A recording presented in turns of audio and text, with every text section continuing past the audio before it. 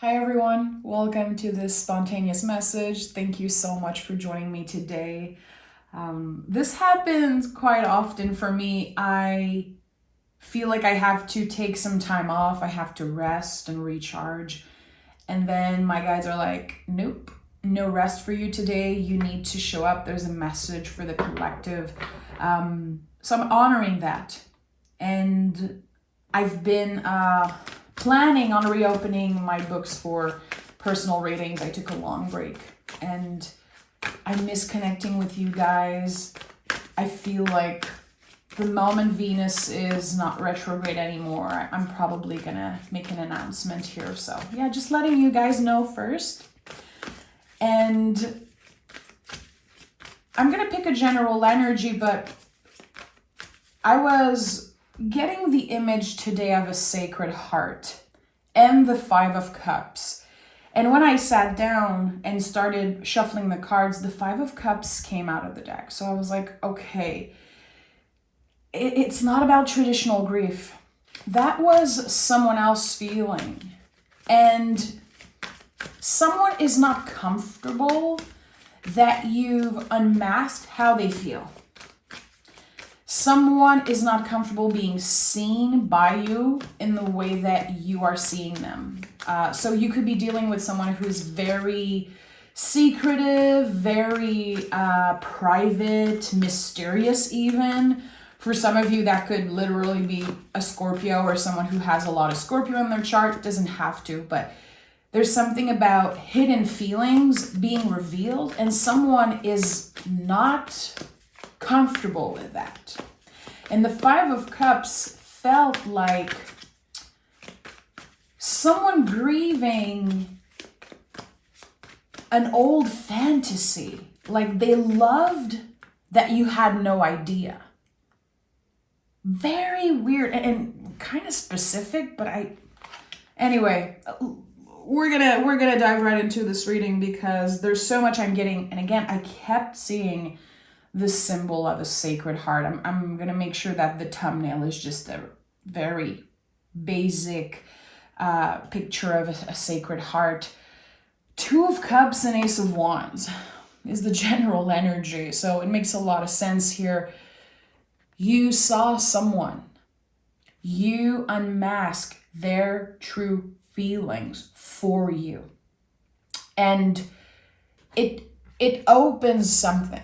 It opened up something, and I feel like there's a lot of fear. Again, I kept seeing the Five of Cups and someone not being happy with the timing of this. So is it their own journey with control, wanting to have control over the narrative of this connection, having control over how you perceive them? This person has a very hard time being perceived in that way. They feel naked.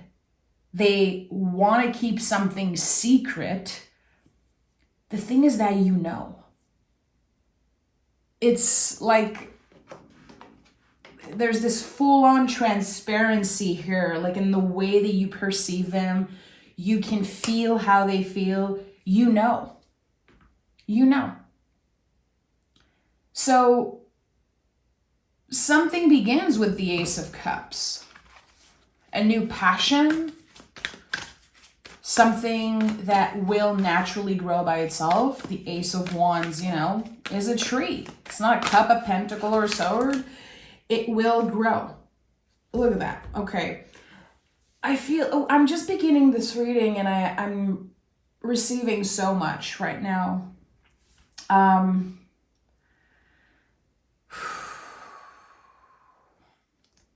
The Death card is here. And I just said this could be about a Scorpio or someone who embodies this mysterious energy of Scorpio.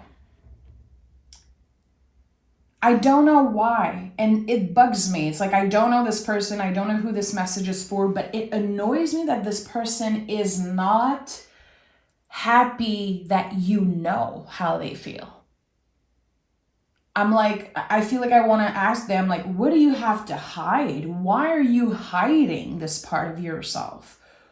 Why is it such a challenge for you that your person, this person that you clearly care so much about, knows. Like, why would you want to keep that from them?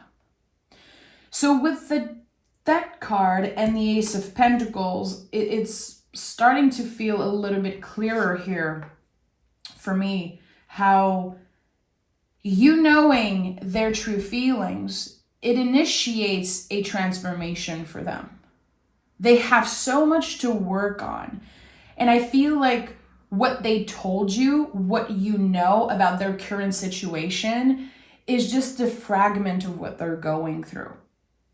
So this person is aware that you're highly intuitive, that you understand humans and relationships in a way that is way more profound maybe than other people. If this is about a love connection, which I feel it is, they could be comparing you with like everyone else they've been with in their life. And there's something different about you here.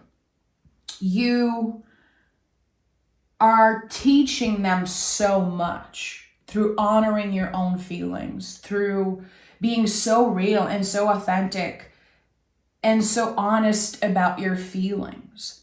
But again, this person is so scared of what is coming.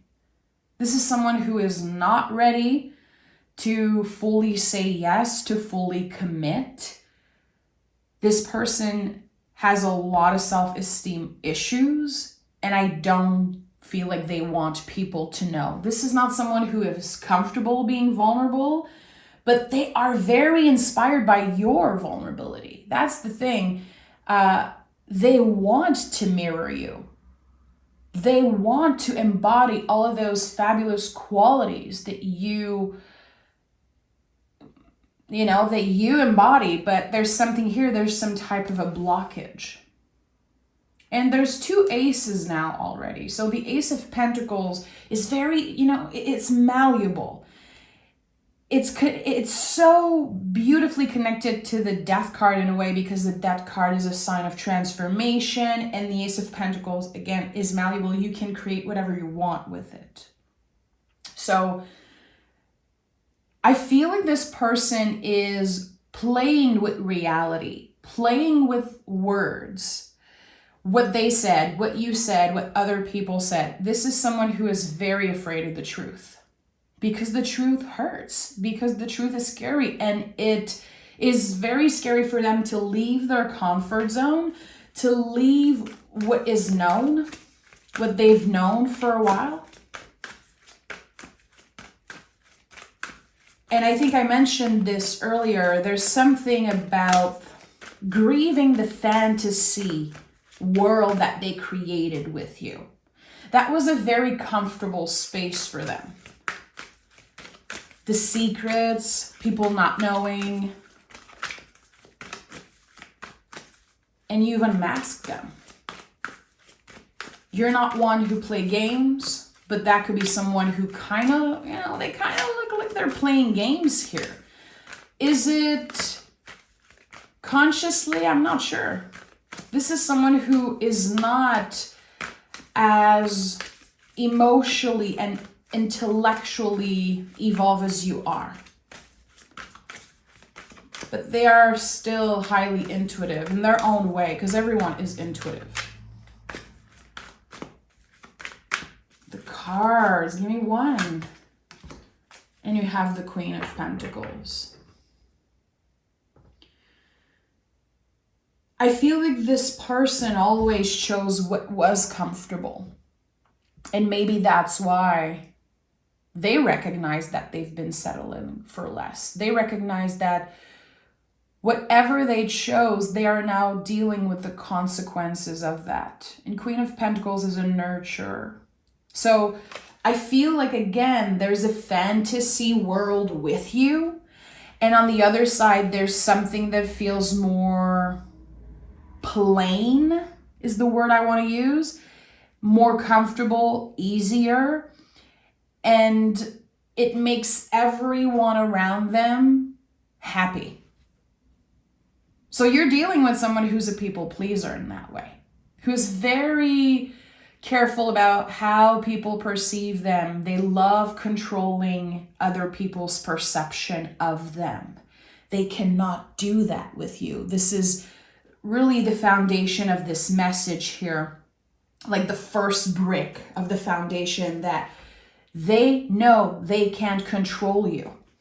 And that is so challenging for them.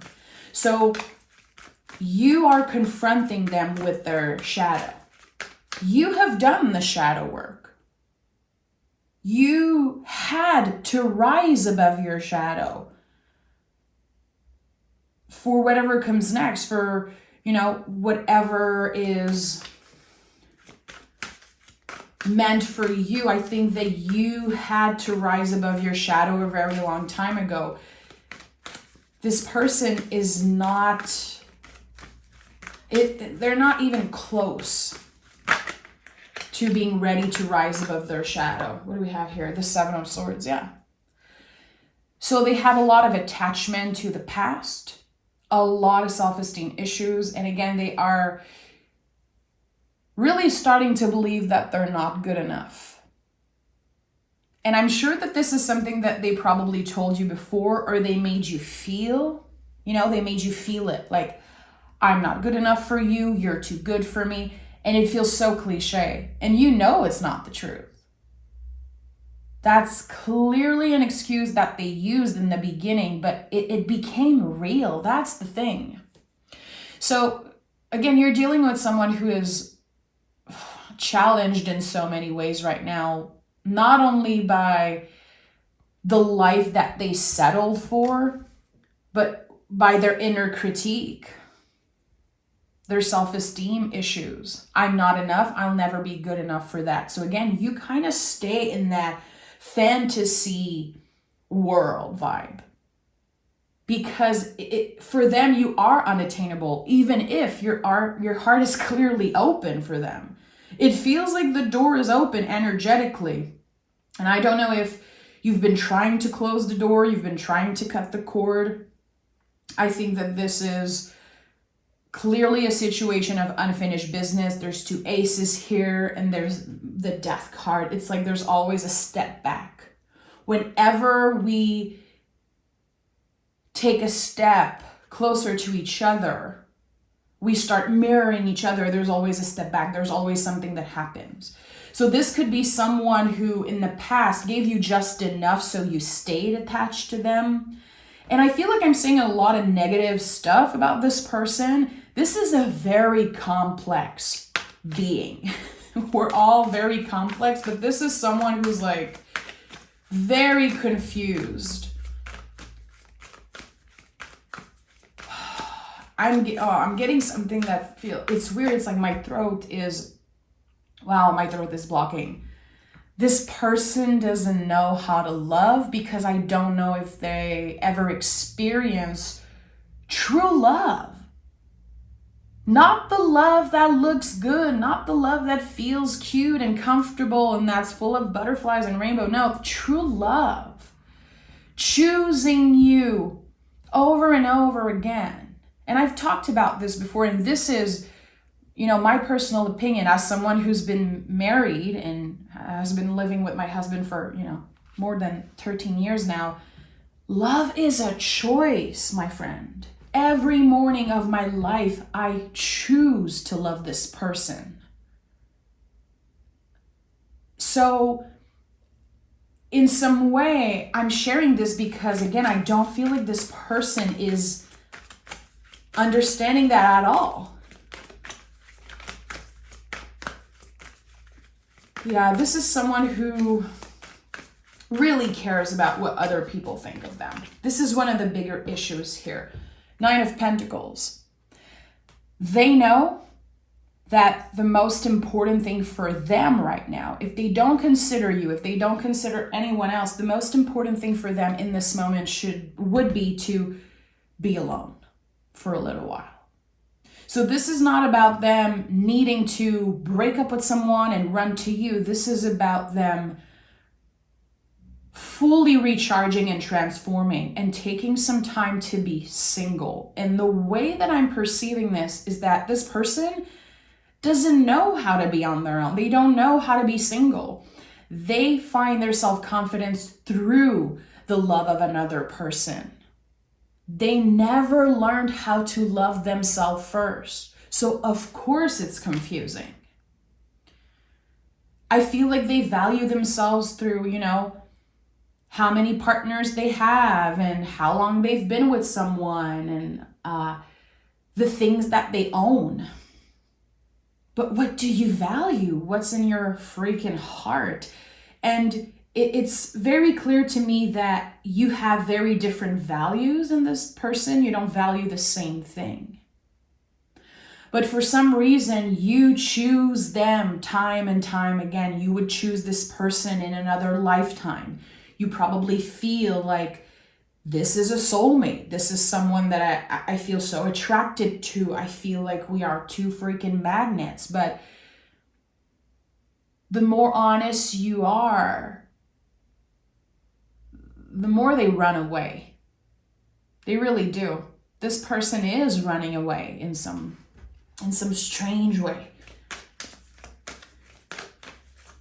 So again, my throat is acting up like crazy.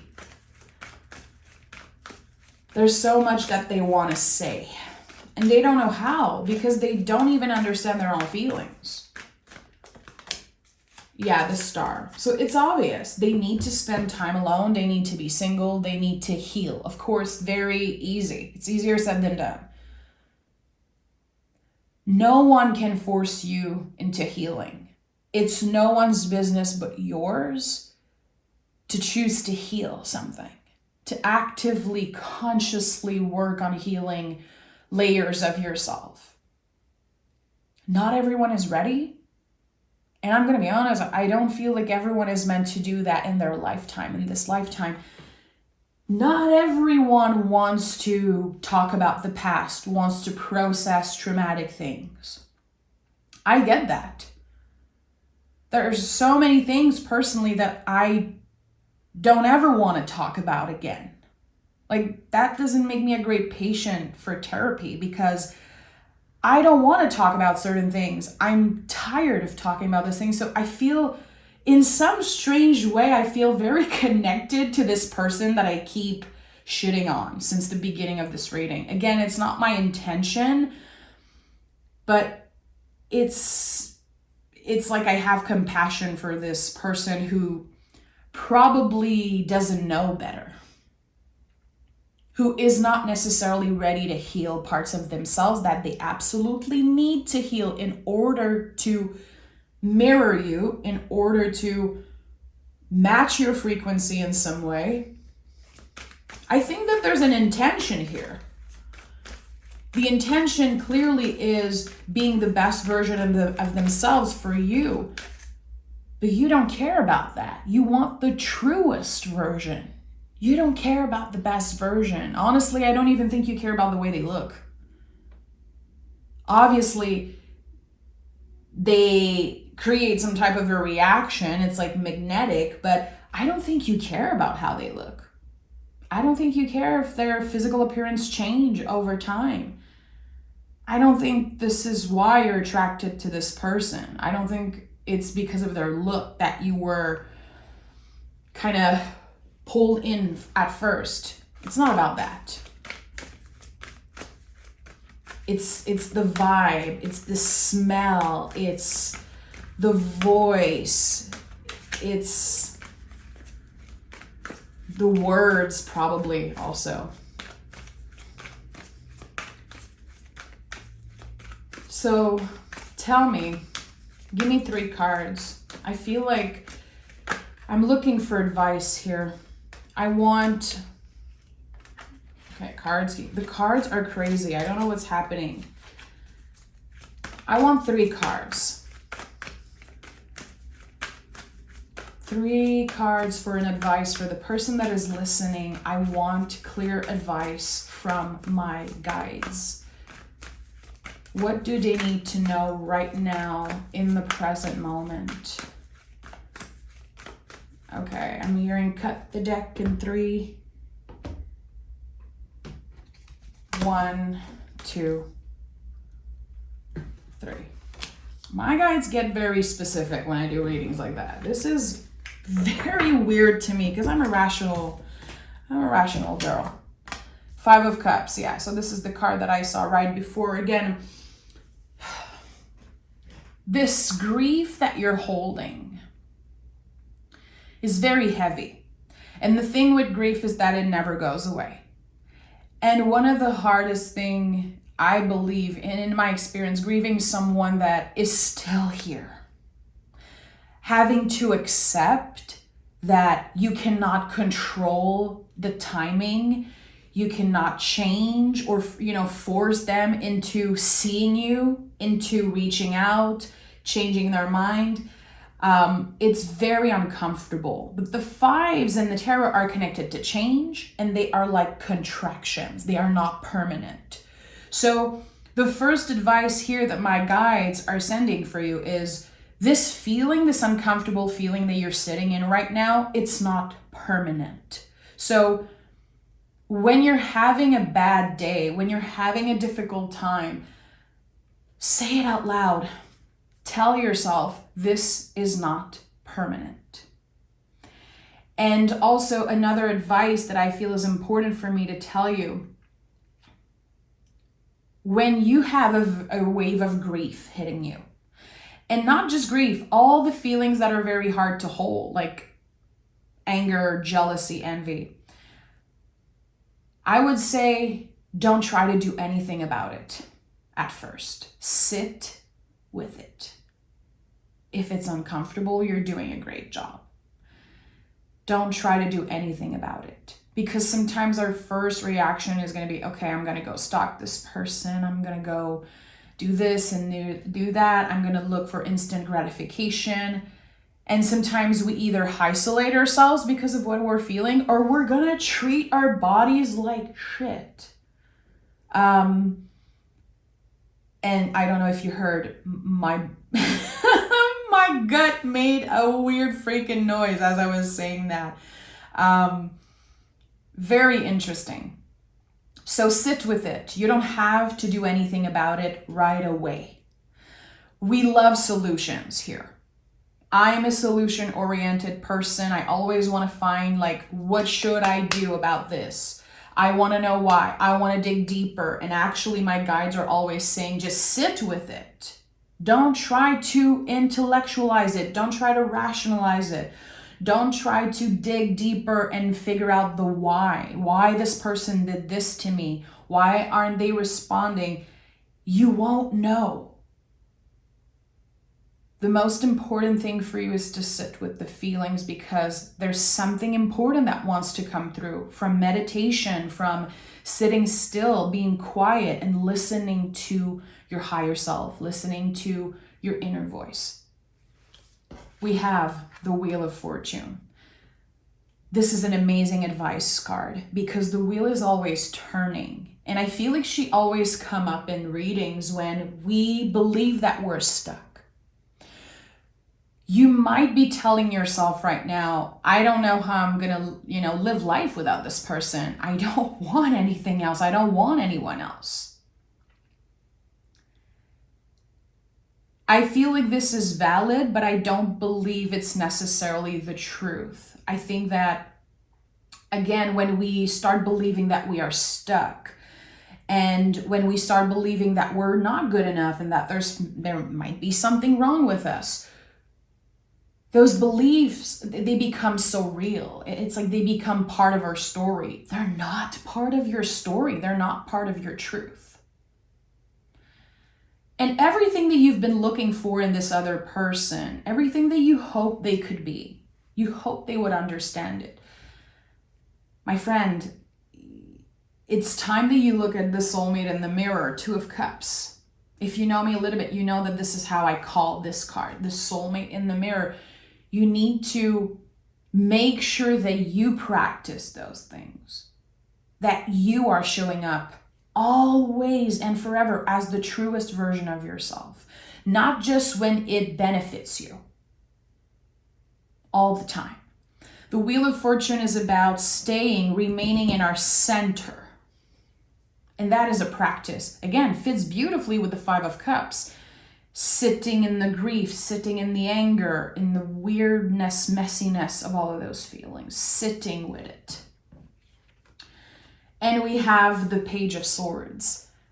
And I just said, this is not your story. This is about rewriting our inner story. So this tells me that, because it comes up as an advice card. This tells me that you have unconsciously created a narrative, a story around you and this person. What happened in the past, it stays there. This is someone who is not necessarily, again, ready to heal, probably on the verge of a big personal transformation.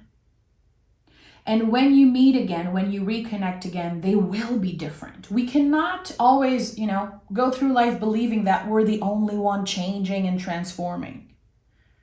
People also change and transform.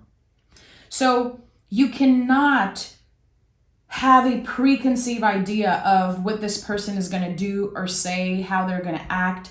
Honestly, you, again, unmask their true feelings, but you have no idea what they're really going through. This is not a cute, comfortable energy. And there's, in my opinion, a lot of healing that you will be doing together in the future. But right now, there's something that you need to take control of, your narrative here about this situation. Words are spells. Just be aware. Just having awareness around the words that you use when you talk about the situation, and also the content that you listen to. I feel it's very important. The cards will never promise you something. I will never promise you something. And I hope that this person is not promising you anything, or that they didn't. And if they did and they did not keep their promise, I'm very sorry. And of course, the card of grief will come up, because it's so hurtful to trust someone and be disappointed time and time again. Be careful with what you give access to. There's something here that is connected to this person that you are practicing right now in the present moment. And I think it really is about energetical boundaries. Again, your narrative, the words that you use, who you share that story with. Not everyone deserves to know. This is sacred. This is sacred. So give yourself the opportunity to start fresh. Give yourself the gift of space and time. And maybe the Star card is also for you. And I'm sure it is. I'm sure it is, because the Two of Cups is here again. It's like two energies that are mirrored in very different ways. It feels like you guys are almost opposites, to be honest. And it can be astrologically, but there's something here that feels like, again, I said this earlier, but you needed to rise above your shadow in order to go through this. And that person is not quite there yet. So give yourself a little bit of time and space, even if it feels like you've been waiting forever. Again, those words, I'm waiting for you, I'm waiting for them. You're not waiting for them. You are living your life. You are transforming. You are living, not just surviving. You are living. And I think that there's something about your perspective that is ready to open, is ready to change. And it's not like you've been doing something wrong. I think that you've been learning. This whole process, this whole story is really a massive, like a revolutionary learning experience for you.